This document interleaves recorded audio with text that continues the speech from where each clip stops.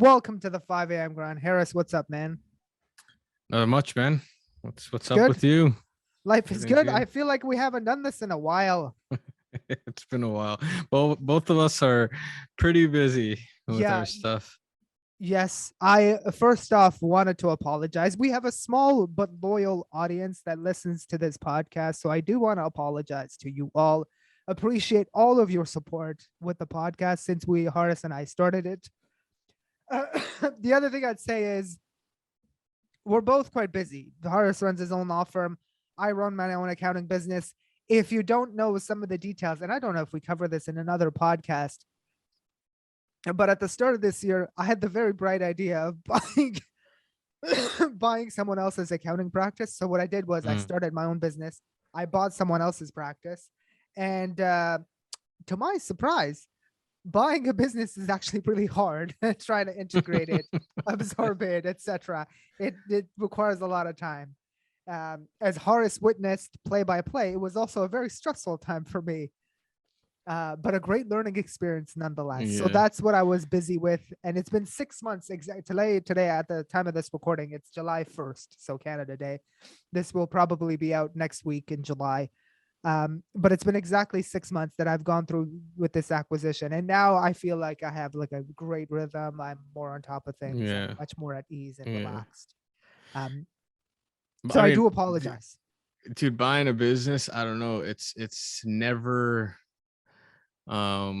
I would say easy because first of all, like majority of I know we got our own set of topics that we're talking about today, but Yeah, just yeah, quickly on that, yeah. majority of like mergers and acquisitions, they fail just because it's difficult understanding the culture. It's different, especially with when there's two companies coming together. Yeah, And it's difficult enough to manage growth for organizations and to have like however many clients, especially in a service business that are um, every month, day in, day out, are kind of depending on you as one of a core functions of their business. I can imagine. I can only imagine how stressful that is to no, yeah. get up to speed to so many accounts. It's been yeah, a great learning experience for me. Yeah, and it's been hard for everybody, like the employees I acquired, the clients, etc. Of Yeah, course, like a lot of them have stayed, which is great, right? yeah, But it's never easy. Change isn't easy for anybody, yeah, yeah. especially this was a big change for everybody involved. So it was definitely different. Definitely Yeah. different. Maybe we should cover this in another podcast. Here's Yeah, a this is a topic this is a idea. couple of Yeah, podcasts we altogether, could man. do that. Yes, yes, indeed. Serious. So I, for sure, for sure. So I thought since it is July 1st, we're through Q2 of 2022.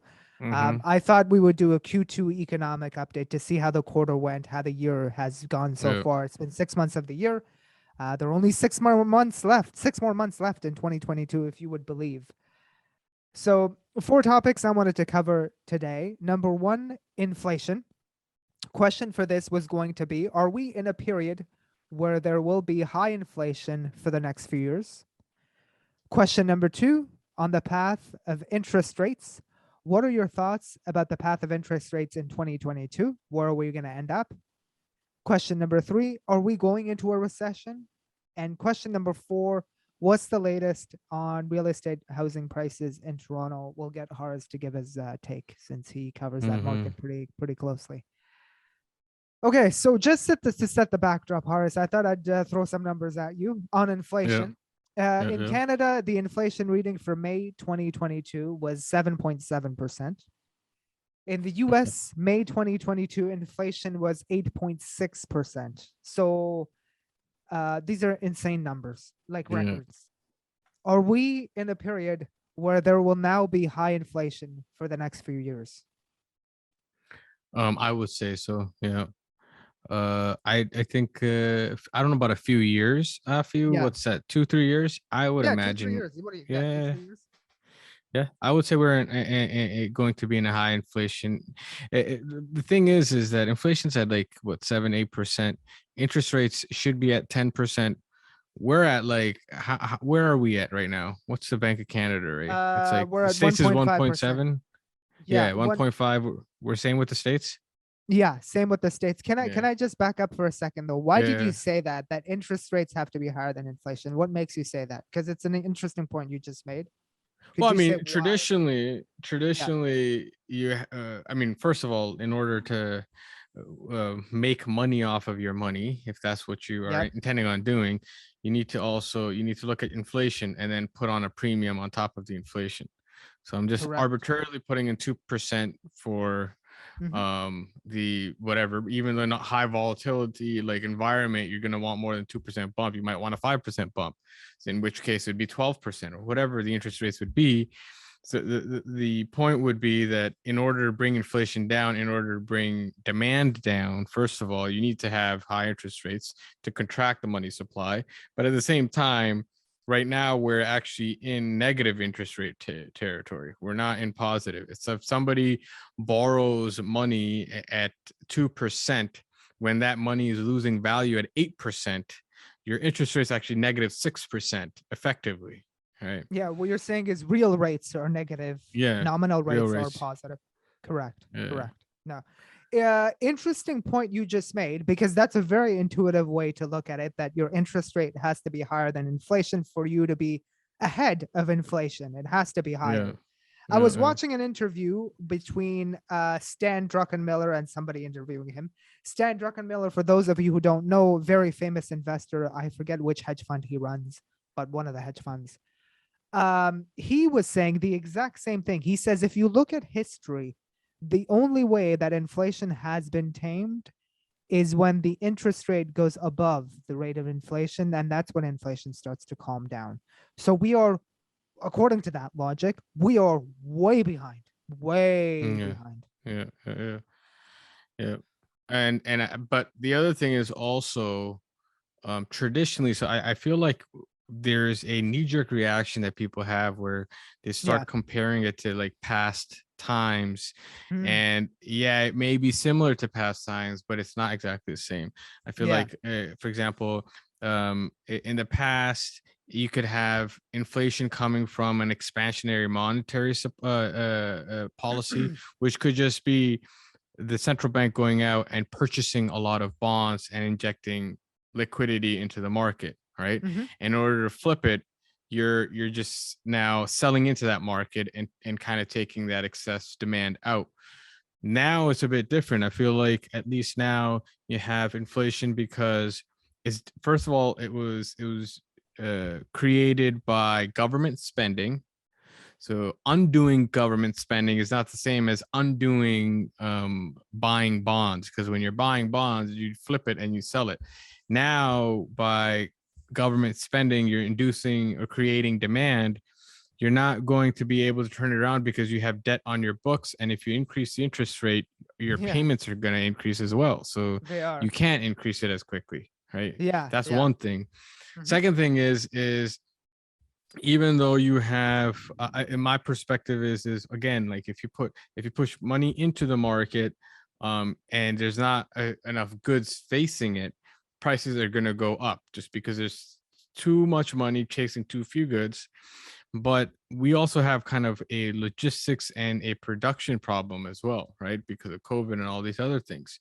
So Hmm. it's not something that inflation can fix, right? Like it's like, and I think Ray Dalio talked about this, like, was it Ray Dalio or no, or was it another economist? I can't think, I can't remember, but I don't think, maybe it's not Ray Dalio. Regardless, it's the fact that you can, even if you were to increase interest rates up to like 10%, let's say hypothetically we're at 10, 12%, Yeah. and we're somehow we can manage, even though we can't with the debt, but somehow let's say we can manage. It does not mean when you're bringing prices down that like everything's going to get better. It just means that there's less cash in people's hands and Hmm. the highest bidder still wins. It's just that there's not as much cash in everyone's hands. Everybody's living standard still goes down, right? So that relationship between prices and the goods and services being the demanding the prices is basically there's too much money chasing too few goods. That problem doesn't go away if you increase interest rates. It's still there. It's just the bidding is at a lower nominal value, if you will, for lack of better words. You mean the supply issues stay Yeah. regardless of So what you do to interest rates? yeah. Yeah. Yeah. No, no, for sure. For sure, 100%. 100%. I don't know how that gets fixed. I mean, you have the war in Ukraine that is affecting, like, I guess, commodities, wheat, etc.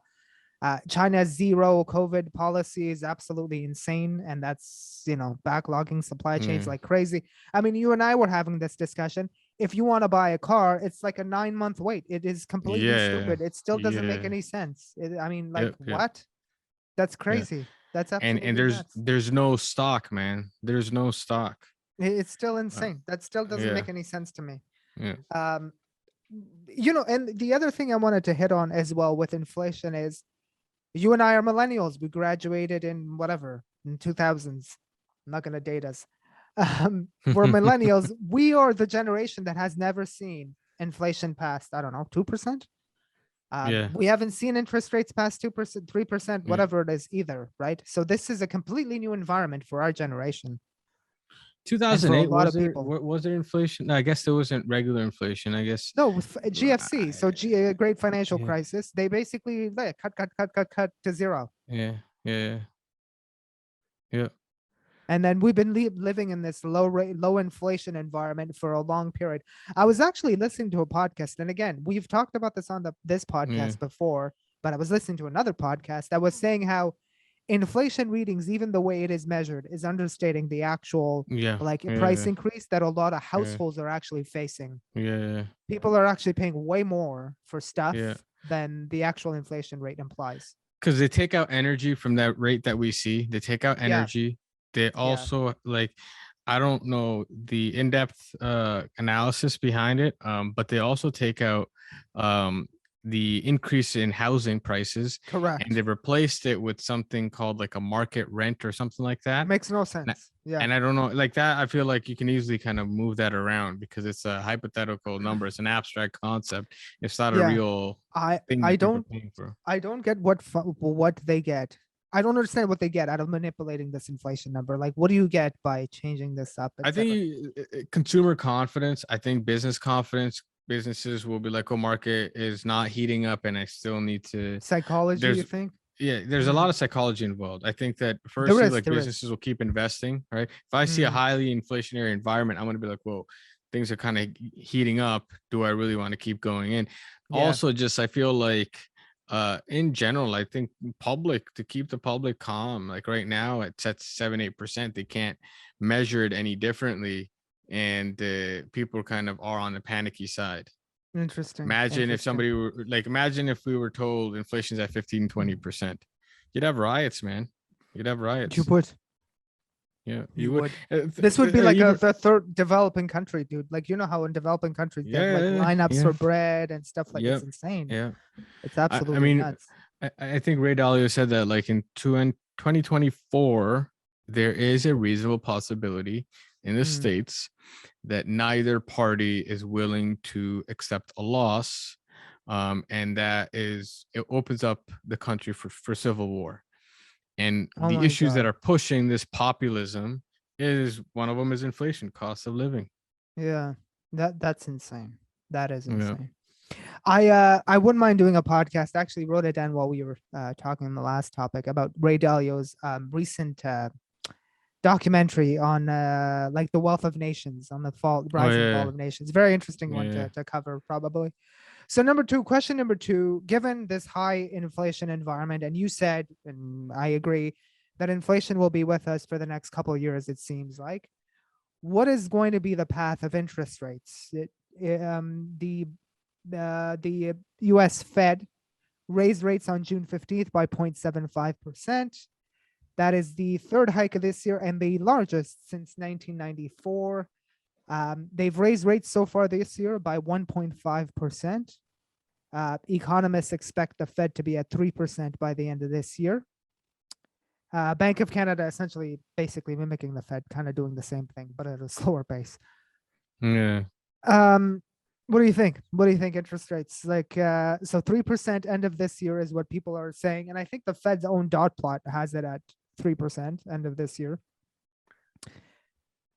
Um, I would say so. First of all, I predominantly look at the states because I feel like Canada takes direction from the states we We don't really do. even look at our own economics. I feel like even the I don't know. the interest rate is, I mean, what we do, because 80% of our exports are going to the States.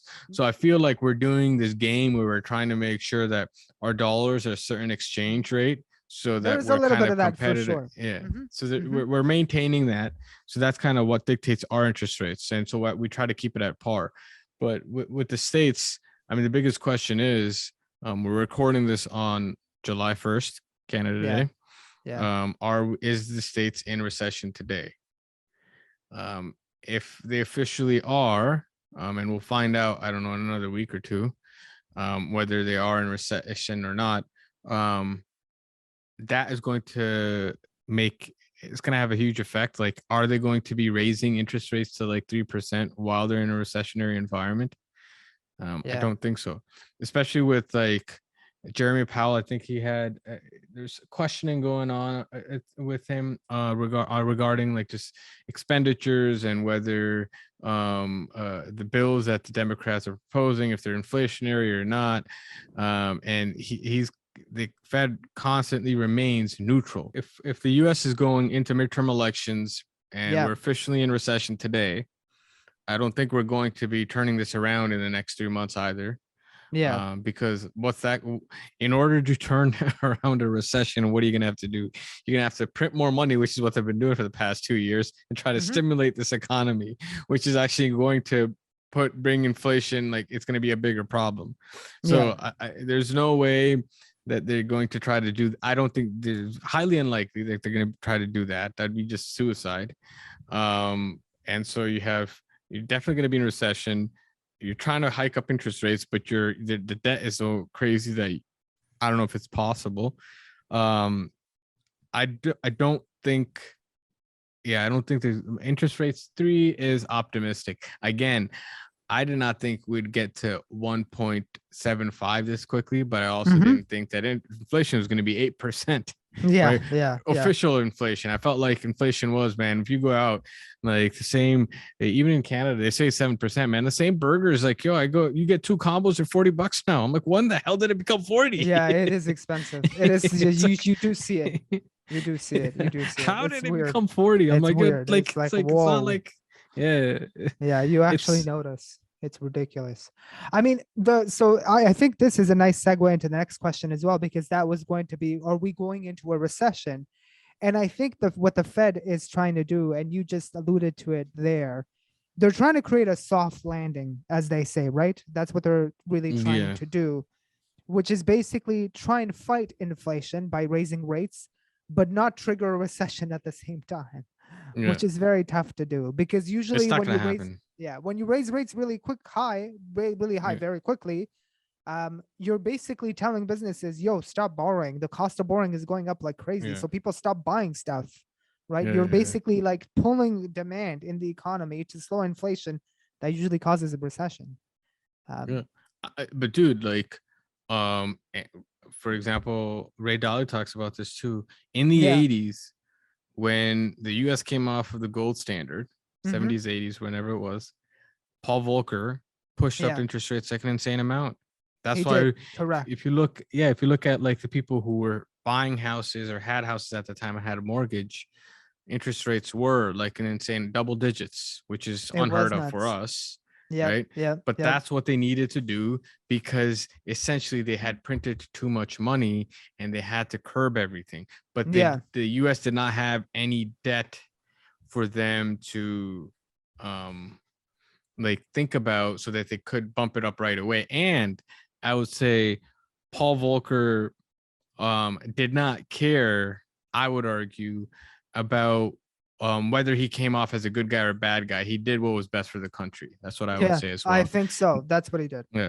Like Correct. I feel like out of the few people in the Fed, this was a dude who was actually an economist. He was not somebody who was like, I don't know. I feel like even Greenspan, like I know people are like, oh my God, he's the longest standing. And it was like the growth like he experienced or what. I was like, that's BS. I feel like it was the hard decisions that Volcker did that set it up for him, right? And Yeah. all he Yeah. did was bring it down, down, down, down, down, right? So it's Yeah. not like the economy doesn't, like, when I want to flip on a switch, the lights go on. That's not how it happens. It takes time to warm up. It takes time for things to form and all of that. And I feel like it was Volker's work that actually Greenspan attributes to his own legacy. I don't think it was Greenspan. Greenspan didn't do anything. I feel like Greenspan, Bernanke, Yellen, I feel like they just, if I were to be frank, it's just like a Ponzi scheme to loot the Fed. I would go as No, far as that, but interesting, interesting. Yes, the soft landing thing will be very, very tricky to execute for the Fed. uh, Um, I mean, they have some confidence because they're looking at the unemployment numbers and those are still quite low. But yeah, no, I'm not. I mean, it's a consequence of raising rates. There was a consequence of printing too much money. We're in it now. It's a lot of inflation. yeah, Now somebody's gonna have to pay the price, and yeah. unfortunately, this is how it's gonna happen. So last topic, as we talk about interest rates, we talked about recession, we talked about inflation, is what's going to happen to housings, particularly in Toronto. What do you think with interest rates now headed the way they are? So Toronto housing, it's been tough. I would say it's been tough compared to last year and earlier this year.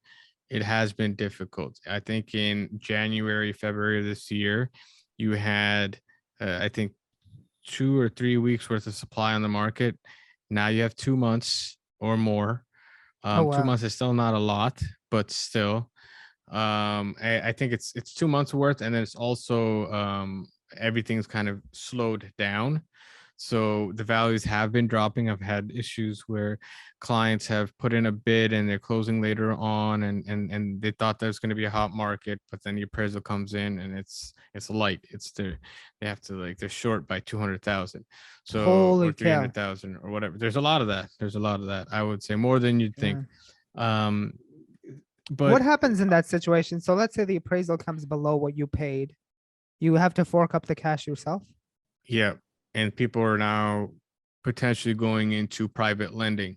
Private lending business, from some of the guys I've spoken to in the industry who are heading mortgage and a mortgage investment corporation, which is based a MIC, which is like a private money, people coming together and saying, okay, I'm going to give you private dollars, and interest rates start at like 9-10%, or Oh prime wow. plus 4 or 6, something like that, right? I mean, dude, like, it was 8-9 was really crazy when fixed rates were 2-3%. Now at 4-5%, 8-9 doesn't look too bad. They haven't really hiked it. I assume they will soon. But they're saying that their business has doubled, just Jesus. because people are Volume. not. Yeah, there's just a lot of volume coming in. People don't want to um basically they have to fill in that gap. So let's say you bet, like, you got into an agreement that a house is going to be worth 1.5 million, and the appraisal comes in at 1 million. Doesn't mean that, like, the biggest banks won't give you loans. They're just going to give you like 80% of that. They'll give you 800,000. So now you have to make 200 of that 200,000, and the other five that you said that, like, you agreed to. So that's around 700,000. Now you can't back out from that. That's an agreement. That's a firm agreement. So you won't be able to back out, or you could get sued, because the sellers can sue you and try to make themselves whole because you're actually in an agreement. So it's a difficult situation to be in. Having said that, dude, I think that what's happened is, I think same thing happened when COVID started, Hmm. where everybody kind of stopped. The market dried up for like a month or two, and then everybody jumped in because everybody's kind of like, yo, what's going on? And they're jumping back in. Our market is very different from the States. I know people look to the South and they're like, oh my God, over there, everything's kind of dried up. Mortgage business has literally dried up overnight. The terms are different. You could have a 30-year term, 25-year term in the States. Over here, like, you're pretty much, the longest you go for is a 5-year term. So you're forced to go in and renew, right? Yeah. At the very least, renew. And if you're renewing at a specific interest rate, you might want to refinance, go somewhere else, whatever. There's that. There's also the fact that, like, it's not easy to build new homes Yeah. in Canada, so there's always a shortage. Hmm. And there's we make up a lot of the Ontario economy and the Canadian economy is geared to immigration. Yeah. And they're bringing in a lot of immigrants. The wealthy immigrants are bringing in cash, and so they're buying this cash. And people might be like, "Oh my God, no!" It's like they're the ones who are driving up the house prices. They're almost maintaining the house prices. It's really the low interest rate that drives it up, and now you're getting some suppression because interest rates are increasing. But I feel like we even if we see a little bit of a dip, the other thing I wanted to note was the crazy numbers that people see of like, oh yeah, house price going down 30-40% in Ontario are remote Hmm. towns, and I don't know how good their data is, like how many houses were sold before versus now. I don't Yeah. know. But I would say I don't think it's fallen that much. If anything, it's probably the same, right? Okay. Which if you're like if you're getting something that's a high insured mortgage, if you factor in your insurance costs, you're still in the red, and any of your transaction costs, so you're not covering those costs. But I do feel like I don't know. I'm on the optimistic side that things will not be going up 20-30%, but we might see a bit of a turnaround, some mitigation, and more probably just flattening off after that. Yeah. Yeah. Interesting. So house prices are definitely down versus last year. Are we down versus 2019? I'm just curious. Have you looked at that pre-pandemic? Oh, yeah. That's the other thing too. So there's not a lot of stats that are people publishing Yeah. pre-pandemic. They'll say, "Oh my God, from last year it's down this much." Well, last year they were up like 20-30% from the Yeah. year Yeah. It before. was So if kind they of go nuts. down Correct. 20-30%, it's not like, Yeah. and the volume was less too, but the number of transactions have gone down. So the number of houses switching Mm, hands has gone down, I think, pretty consistently in um April, May, it's been going down like 30-40% year over year. So interesting. the volume has gone down. You do have some refinancing that's going down, obviously, but overall, I do feel like we'll be fine. I don't think we're in the same stuff as the states, same issues as the states. States is the same thing. I mean, everybody's like, "Oh my God, the mortgage market is drying up. Houses are going down." I mean, it's not in every market. If you look at the True. states, I mean, Yeah. there's so many markets everywhere, Yep. right? Yep. Yep. Yep. Yep. So it's like naive to kind of say everything is kind of burning, but I would say now is not a bad time to buy. And I'll tell you why, because with the rise of interest rates, I Hmm. don't think you can rise anymore. And I think the initial suppression in prices is because of a shock, because nobody thought we would be here. Yeah. But I think that they're going to come down again. I do think they're going to come down. Even in an inflationary environment, sometimes we might have to bring them down, just because if the recession gets really bad, then we are going to have to bring them down. And then as soon as we do, the value of the house is going up. So I don't Yeah. think it's a bad time to get into the market. Yeah. Yeah. Yeah. 100%. Ironically, what I found was when prices are going down and you can put in an offer and have a condition on there saying, "Hey, I'll buy your house based on a good home inspection and me getting financing and all this stuff." Everybody's like, "Oh no, oh my God, this is horrible."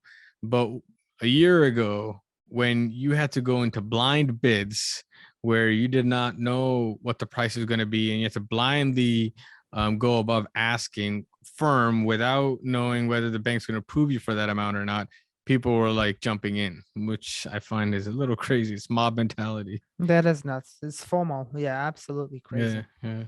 Absolutely nuts. Interesting. Interesting thoughts. Yeah. I'm curious to see how that evolves, how inflation goes. This will be an interesting year because we haven't seen an Uh, environment like this in a long time.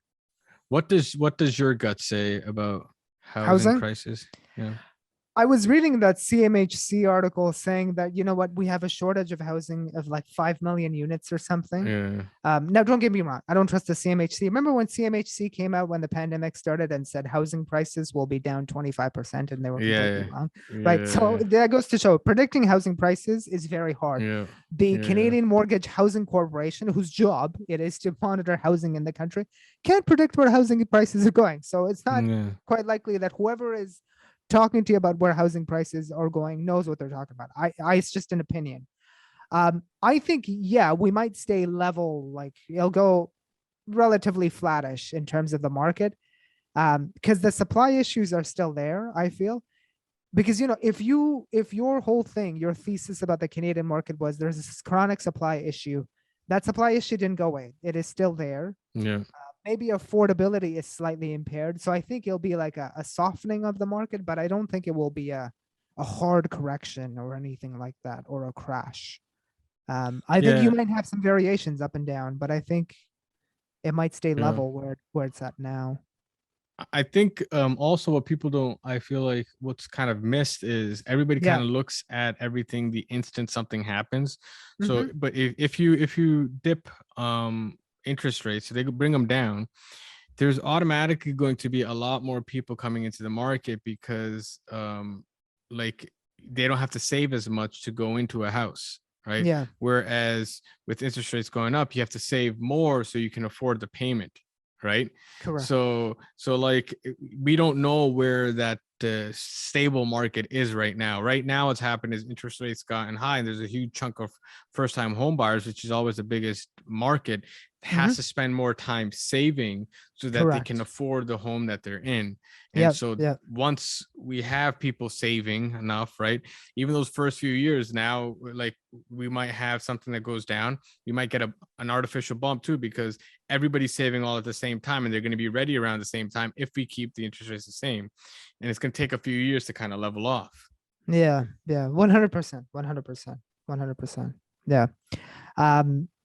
Yeah. We'll see how it evolves. It'll be interesting. Yeah, Interesting to see. just gotta live through Okay.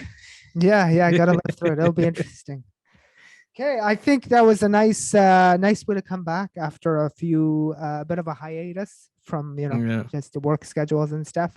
Yeah, I think I'm pretty committed to keep the episode pumping pretty consistent, so we should be good for the rest of the year. Yeah, the yeah, second half of 2022. yeah. I'm down, man.